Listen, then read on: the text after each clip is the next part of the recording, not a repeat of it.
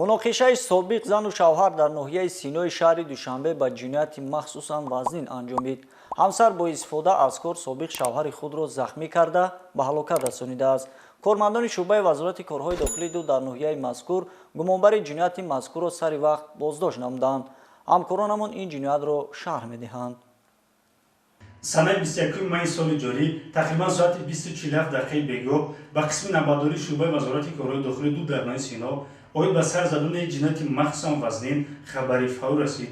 кормандони мақомоти милитсия ҷиҳати муайян намудани ҳодисаи мазкур дарҳол ба ҷои ҳодиса яъне кӯчаи испечаки ноҳияи Синои шаҳри Душанбе ҳозир гардиданд. ҳамчун гумонбар дар содир намудани ҷинояти мазкур шаҳрванд Шарипова Ситорабону Рустамовна соли таваллудаш 1982 истиқоматкунандаи шаҳри Душанбе кӯчаи испечак дастгир карда шуд. зимни пешбурди корҳои тафсилотӣ муайян карда шуд.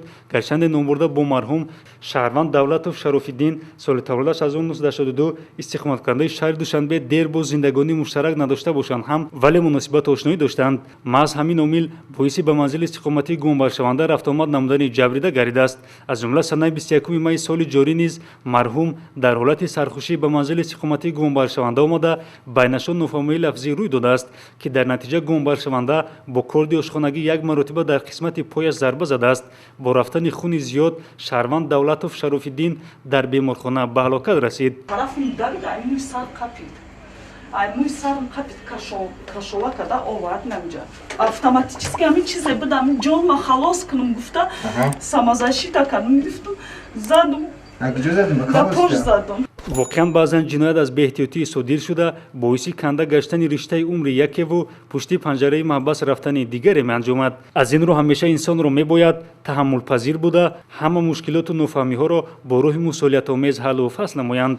вобаста ба ҳолати мазкур айни замон нисбати гумонбаршаванда Ситорабону Шарипова барои расонидани зарар вазнин ба саломатӣ бо оқибати марг тибқи талаботи модда 110 кодекси ҷиноятии ҷумҳурии Тоҷикистон парвандаи ҷиноятӣ оғоз карда шуда номбурда дар ҳабси пешакӣ қарор дорад.